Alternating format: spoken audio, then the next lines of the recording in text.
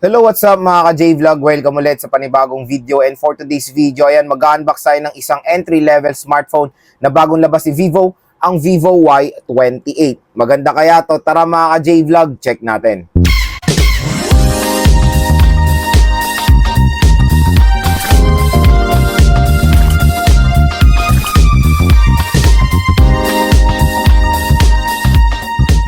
So yan, back to the ball game tayo. Marami na naman tayong i-unbox, i-review ng mga smartphones. So stay tuned lang. So halo-halo to. Meron tayong mga iPhone, Androids. So magpo-focus na tayo more on din sa mga smartphone reviews. Kaya stay tuned lang mga ka-J-Vlog. And yun nga, ang topic natin for today is the Vivo Y28. Bagong labas lang to ni Vivo at isa siyang entry-level smartphone. So nabili ko pala tong Vivo Y28 sa official store ni Vivo sa Shopee. Kaya kung magpe-purchase kayo sa online, ugaliin nyo rin pong i-video while unboxing it. Para for example na meron man lang discrepancy sa delivery, walang laman yung yung unit, ay walang laman yung box, meron kayong proof na may papadala sa Shopee. Ilang taon na ako mo-order sa mga official store. So far, wala naman ako na-experience sa mga ganyang scenario. Kaya doon lang tayo order sa mga very trusted na shop sa Shopee, yung Shopee Mall or sa Lazada, Laz Mall.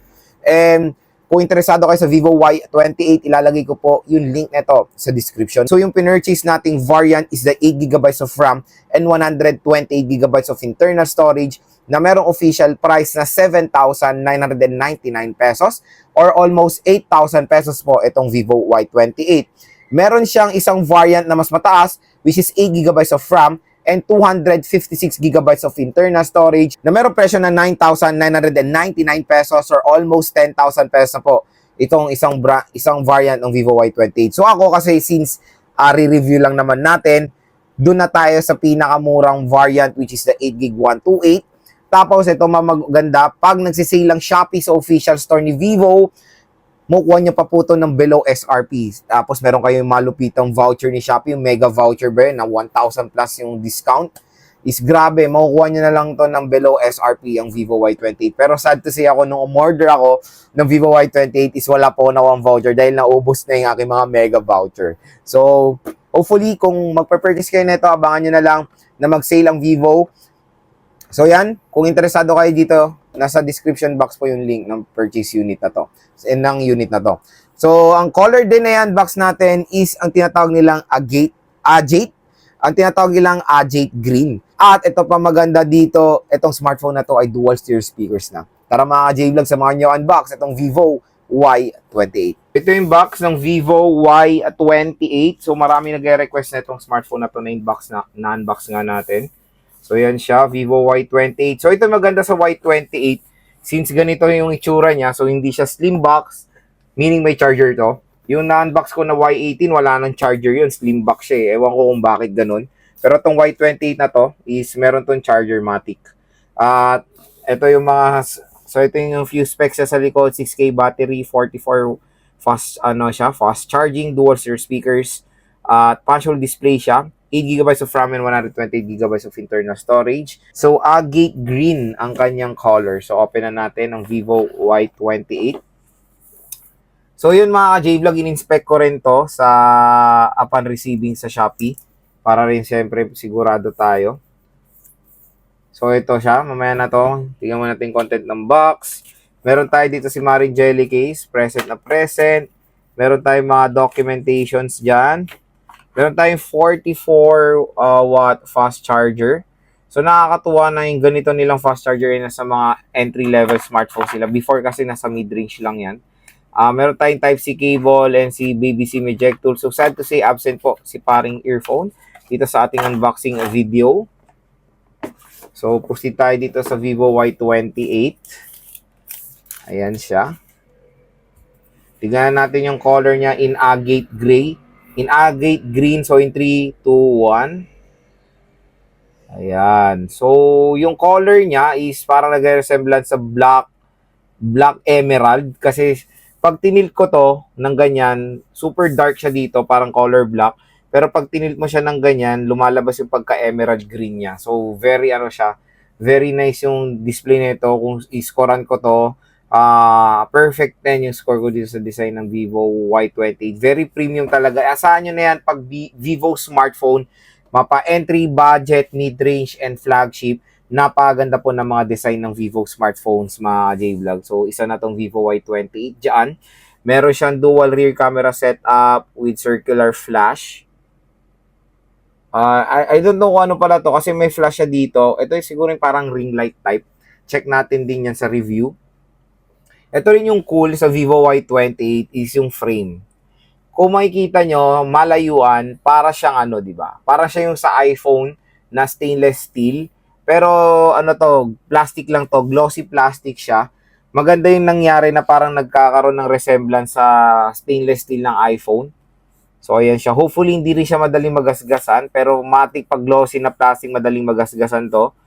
So meron tayo dito sa right side is yung power button and yung volume rocker. Sa taas, wala tayong makikita. Sa left side is yung SIM tray. Tingnan natin kung hybrid ba to or hindi. Ayan. So, sad to say, hybrid SIM tray siya. Isang slot for the SIM 1. Second slot, micro SD card ba or SIM 2. Sa baba naman ng smartphone, nandito yung kanyang 3.5mm headphone jack, microphone Type-C port, and speaker grills. So, meron na rin siyang screen protector out of the box. And finally, sa mga budget smartphone ngayon ni Vivo, punch hole display na sila, mga J-Vlog. Yun naman yung nakakatuwa. Punch hole display na to. Finally, nag-transition na rin si Vivo sa punch hole display at nalilimutan na nila step by step ang notch display sa mga entry-level smartphone. So, open na natin si Vivo Y28.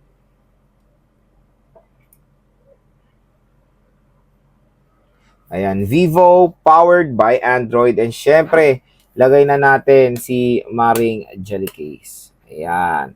So, okay din. Lagay nyo muna si Maring Jelly Case as a temporary case sa inyong smartphone para ma-protectionan siya agad. So, setup ko muna to, mga J-Vlog. Balik ako kayo. So, yun, mga J-Vlog, na-setup na natin si Vivo Y28. So, yan, punch hole display na sa entry-level smartphone ni Vivo. Nakakatuwa naman. Maganda yung brightness, malakas ha. In fairness, sa entry-level smartphone, magandang display ng Vivo Y28. Check natin yung kanyang storage out of the box. Pero yung about phone muna tayo. Ayan, 2.0 GHz, Android 14, 8GB of RAM plus 8GB of extended RAM, 128GB of internal storage. Android 14 siya with FunTouch OS 14. Check natin yung storage niya. Kung ilan na lang natira. So, meron tayong ano pa, 107GB free of storage. 18GB yung nakain na sa system. Malaki na masyado. RAM natin is 8GB in total. 4GB pala yung nagagamit out of the box. Display. Maganda yung display na ito. Mataas yung brightness. Refresh rate. Check natin. So, smart switch. So, naka, naman siya for 90Hz screen refresh rate. So, yun mga J-Vlog. Okay na okay din itong Vivo Y28. Lalo na yung display niya is naka-punch hole na. Si Vivo Y28 ay merong dual rear camera. Yung main camera niya is merong 50 megapixels, f1.8 aperture, at yung pangalawang camera niya is 2 megapixel depth sensor. Front camera is 8 megapixels at both capable ng rear at front ng Full HD 1080p video recording.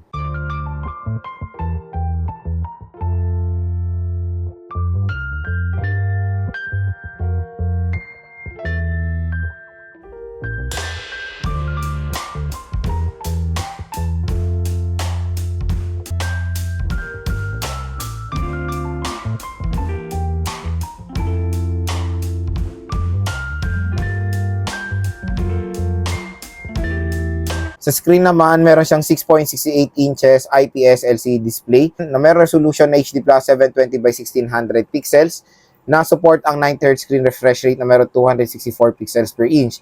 So, isa man out of the box, ang Android 14 na siya with FunTouch OS 14.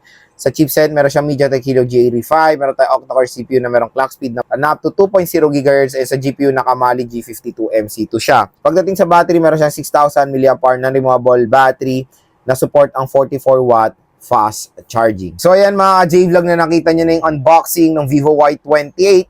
Next is, gusto ko i-share sa inyo yung mga first impressions ko muna dito sa smartphone na to bago ko i-review. Number 1, sa kanyang display. So, medyo bago to sa Vivo mga J-Vlog sa ganitong presyo na 7,000 or 8,000. Himala, punch hole display na po ang Vivo Y28 na finally nalimutan na rin nila ang notch display.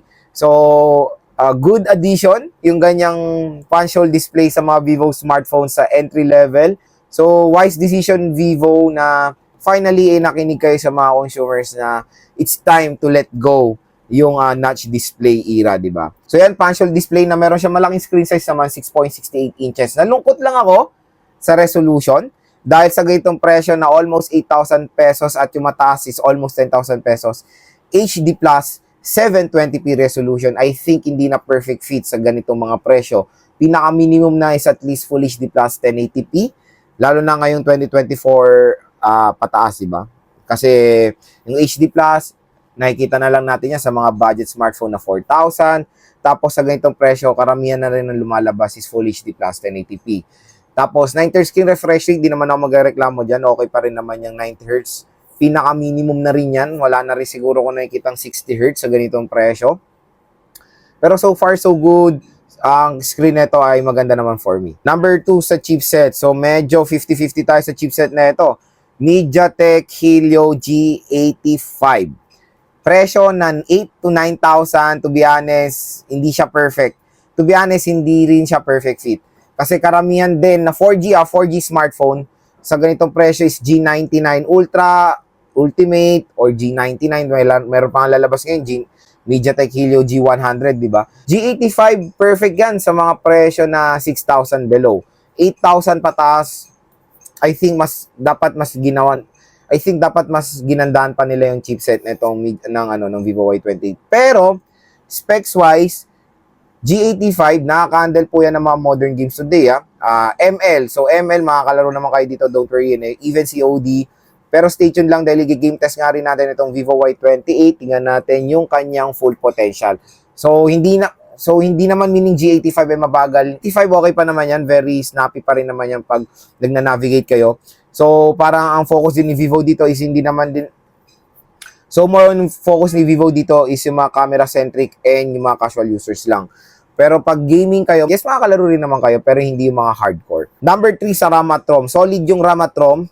8GB 128. I think ngayon ko lang din nakikita si Vivo na nagiging mapagbigay na rin siya sa RAM at ROM. Compare sa mga track record niya nung mga nakaraang taon sa mga budget smartphone or entry-level smartphone na medyo kuripot sa RAM at ROM. Dito, okay na yung mga RAM at ROM na ino-offer nila, 8GB 128 and 8GB 256, which is yan na talaga yung mga the best RAM at ROM na pwede natin magamit ngayon 2024. And nare-realize na rin ni Vivo yan. So, okay na 8GB 128 ang pinaka-minimum. Finally, hindi na 6GB of RAM, di ba? Ang tineturn sa 128, 8GB na. So, okay naman yung RAM at ROM ito, very reasonable sa kanyang presyo. Number 4, of course, sa design. Yan, hindi pa rin ako binibigo ni Vivo when it comes sa mga design ng kanilang smartphone, tulad na lang ng Vivo Y28. So, the Vivo Y28 ay merong minimalist design, pero very attractive, lalo na yung kanyang color. Lalo na tong emerald green na tinatawag na nilang agate green. So, okay naman ang design ng Vivo Y28 for me, matte finish. Pero ito yung malupit yan, glossy side, na pag tinignan nyo ng malayuan, mare-resemblance nyo dito yung side ng mga iPhones na merong stainless steel. Dito, di ba, ginawa nila tong glossy siguro para magmukha ring stainless steel, pero astig. Pero plastic yan mga J-Vlog. Okay naman ang design. Pero expect nyo, since glossy to, is madali po ito magasgasan. Kahit nga yung mga stainless steel ng iPhone is madali magasgasan yung mga gilid nila. Paano pa kaya itong plastic, di ba? Pinakala sa kanyang dual series speaker. So, ito rin yung main feature ng smartphone na to, which is meron siyang dual series speakers. So, maganda addition yan dito sa smartphone na to for more immersive sound.